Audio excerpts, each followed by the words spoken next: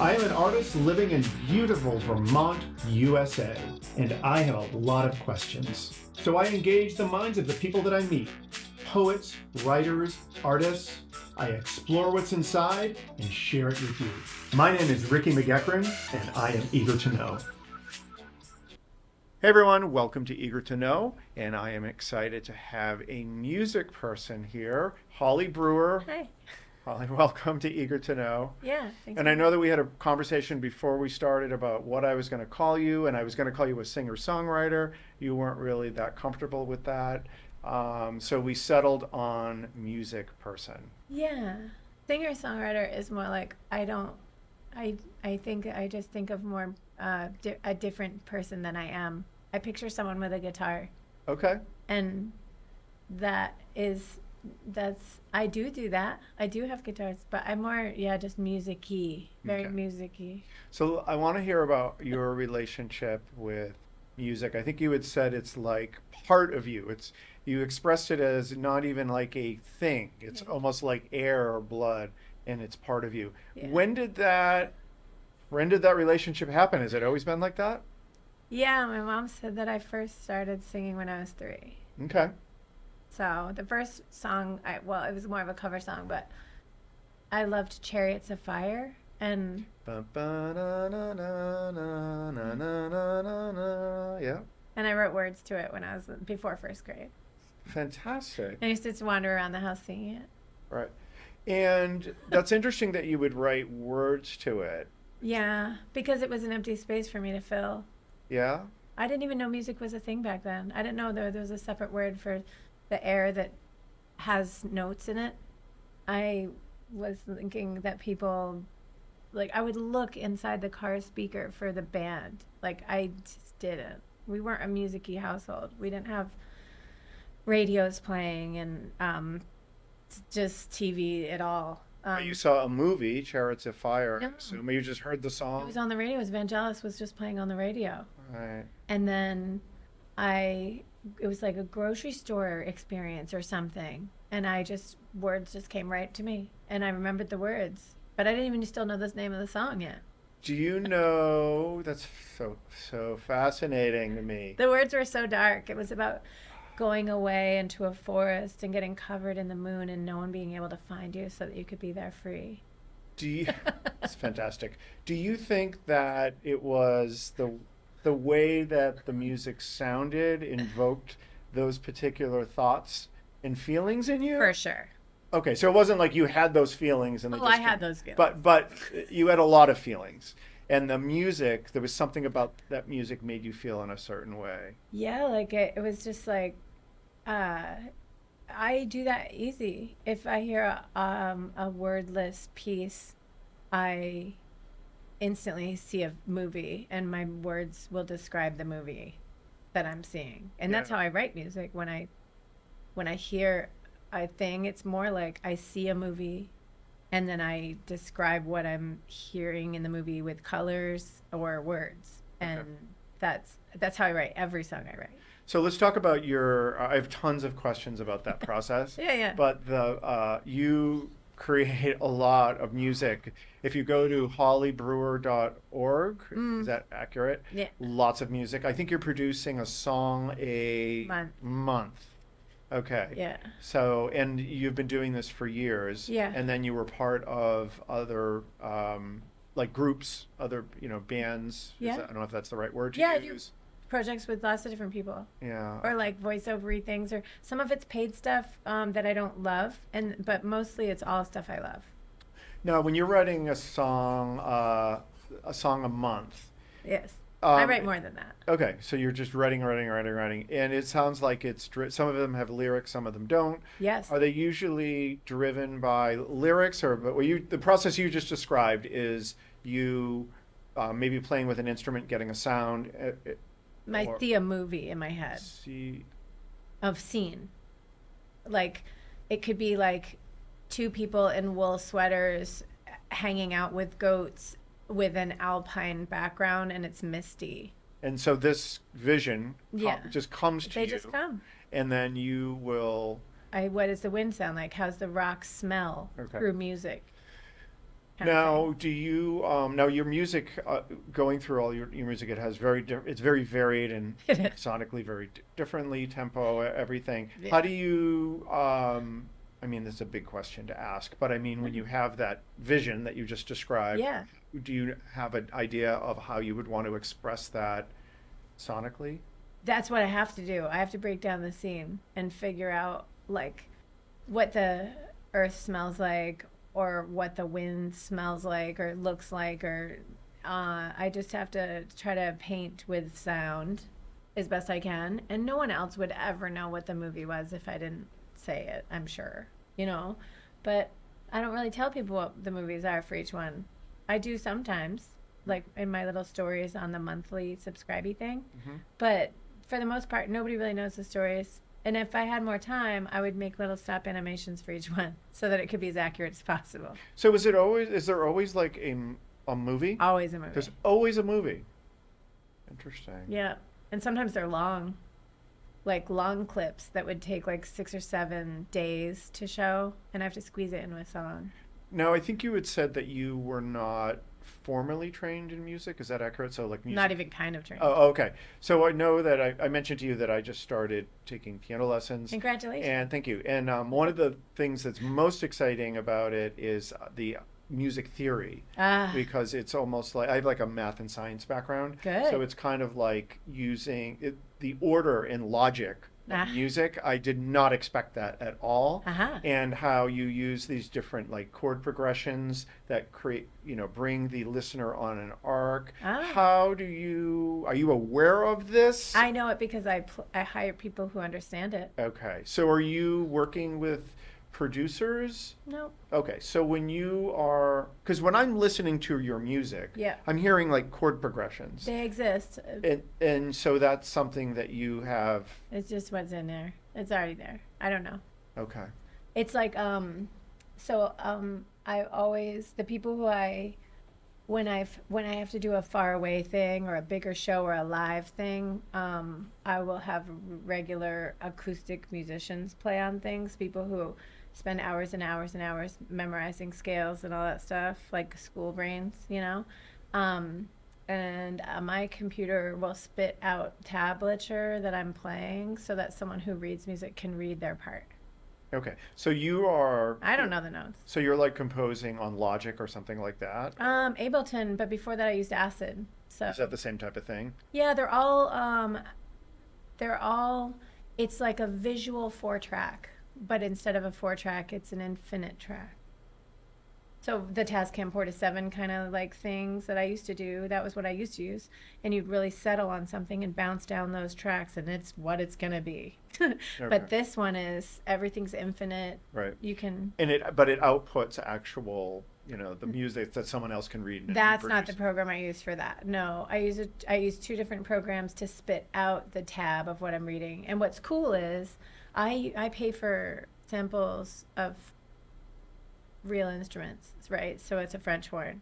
So they'll have somebody do like legato, staccato notes of each one. Back in the long time ago's, we had Casio only, where the only middle note would be the real sample, and then it would augment that one note in the best it could to show other sounds of it.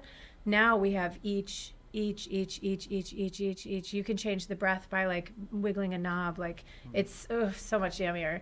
And if you have like a French horn sample, for instance, it won't play outside of its range. Hmm. So no matter what the tab you're giving to someone who's a real French horn player, They will could- know that everything's achievable.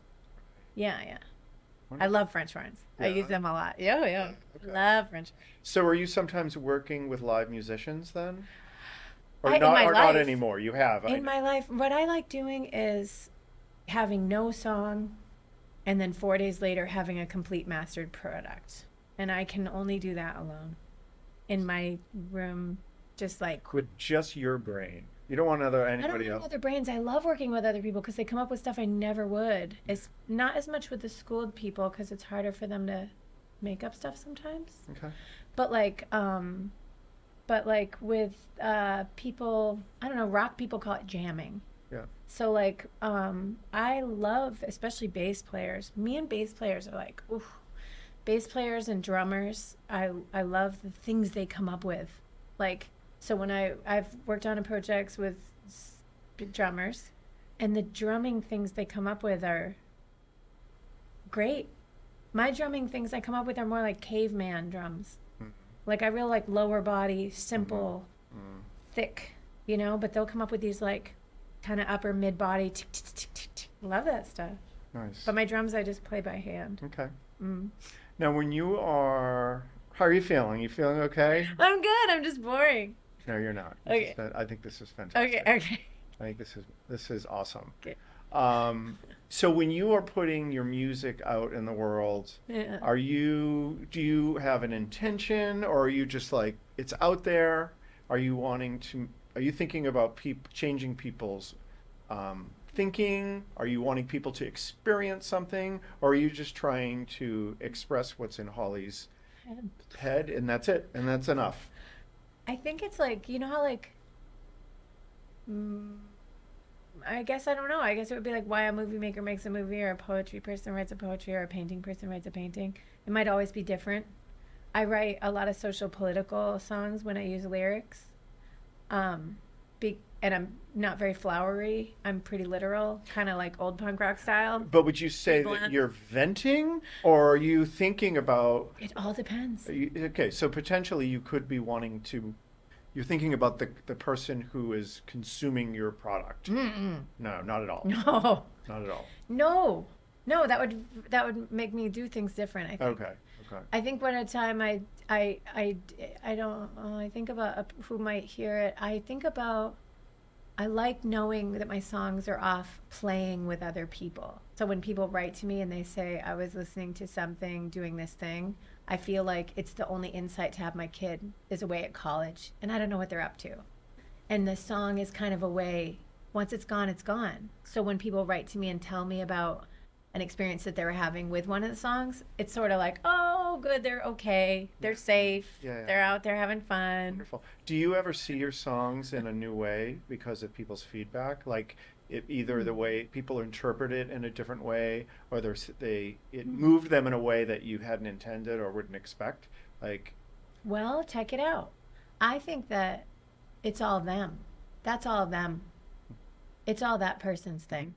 So, like, I feel like, we project, like, you know what I mean? Depending on what we're going through, that's why I'm always like, I hope people don't listen to my song during a breakup, because then they're not going to want to hear it again, because it's going to be that song that was happening when they were breaking up. Right. I technically know that there's always bad things that are negative and terrible, and I want to create opposite of that to try to sort of balance out the pendulum as much as I can. So with my music, they're all love songs in that way. Okay. They're songs that will come to me as soothers. When I'm stressed out about a thing, a movie will come to me that technically is a self-soother. Like, it's like this, but it's a movie. And then the sounds that describe it are also inherently soothing to me.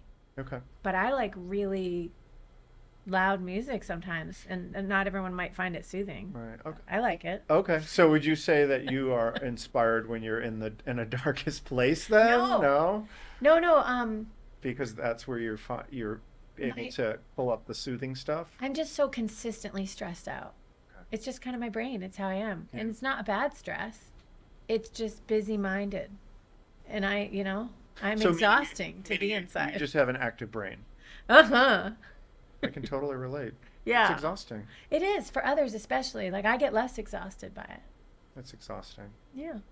And so what quiets your active brain, or does it? Is there any activity or directs it? I know what you mean.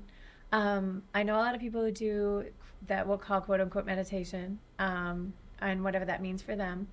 The only time I've ever felt the type of silence that people who do meditation describe is when I'm competitively swimming or actively singing. Actively singing. While I'm currently singing, and then it goes away again when I stop.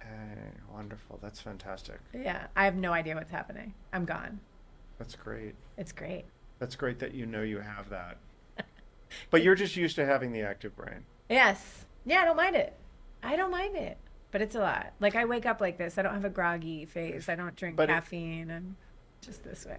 I think I did a whole episode on my podcast about having an active brain because, I'm just constantly thinking and projecting, and I've been this way ever since I was a little kid. And so you are. One of the things that actually, believe it or not, one of the things that prevents it or pulls it in is talking to people. Yeah, yeah. Having a one-on-one conversation with people. Yeah, yeah. For whatever reason, I'm able to focus on that other person, Totally. and it quiets everything down, which Yeah. is very odd. So if you get me at a cocktail party, I can be like very intense. Yeah. Like I find someone and I'm like asking them a bunch of questions, That's how I am. and they probably feel like they're being interviewed. But having an active brain can be obviously have a lot of negatives because because I don't always have control over what comes out of my mouth, and so sometimes just stuff comes out, and All day. yeah. If I was telling you before some other day that I get a rush from being embarrassed. I know. So. I wish I did. Well, it's definitely a rush of something. Like and it washes over you in a way grief does, where you don't really have any control over it.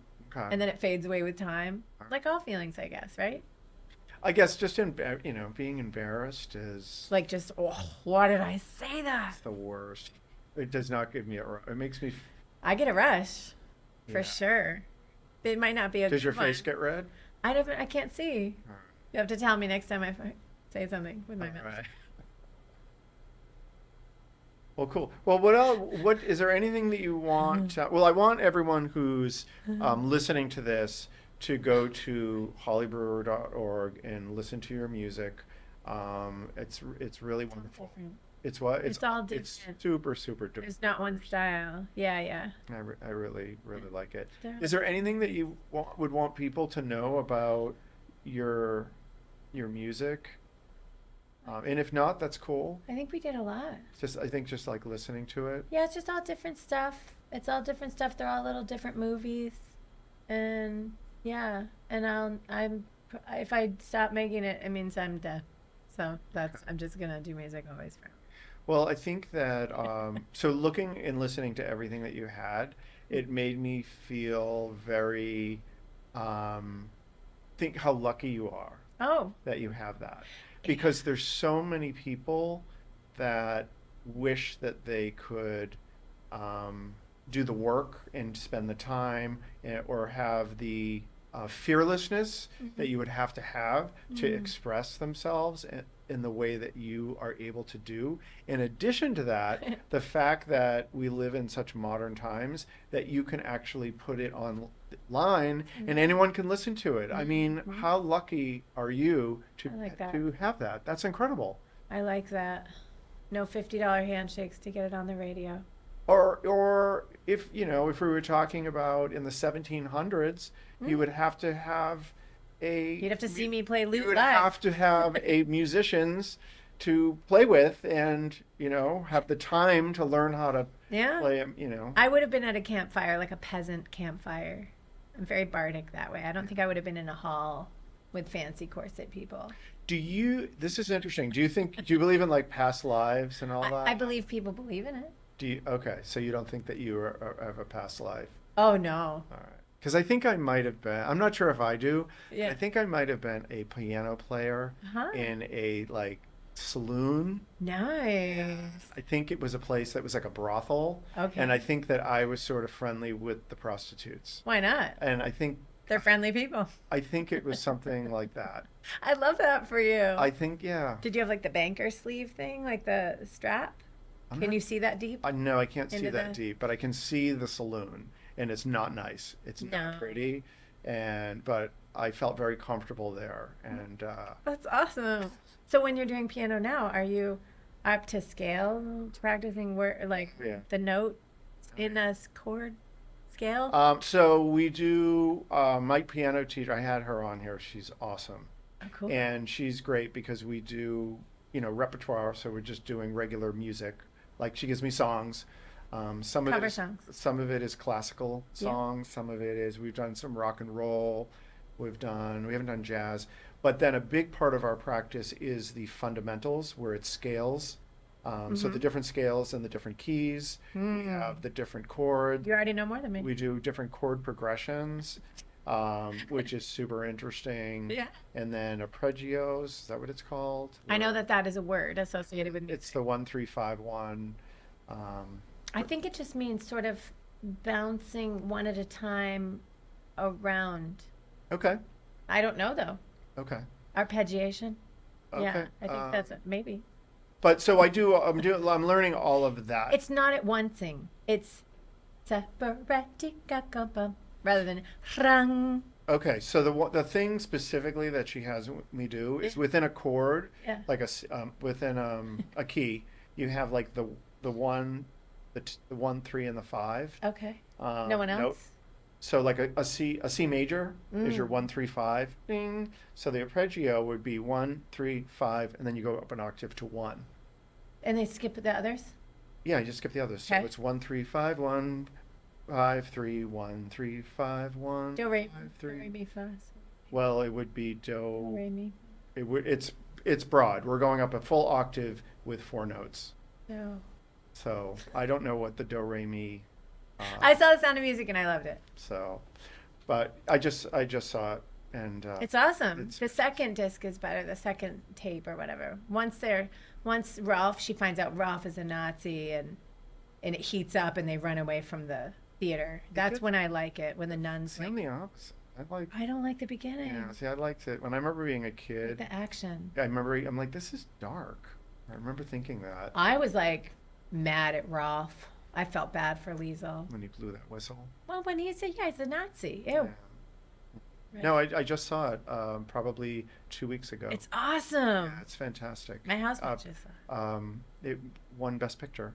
It should have won all the pictures. It was awesome. Yeah, it was very good. And I also read Julie Andrews' biography, Aw. which is why I watched the movie, because I was reading her biography. Yeah. And when she filmed that movie, Yeah. she had no movies out. She had only filmed 2 other movies, and neither one of them had come out yet. It was before Mary Poppins? Yeah, Mary Poppins had been filmed, but it hadn't been released. Oh, wow. So I think when they were doing publicity, Yeah. promoting Sound of Music was when Mary Poppins came out. Oh, So when she was so- filming that whole thing, she was kind of a nobody, and Christopher Plummer was like this established actor. He's so great. Yummy. He was very I good. think we have the same birthday. He's adorable.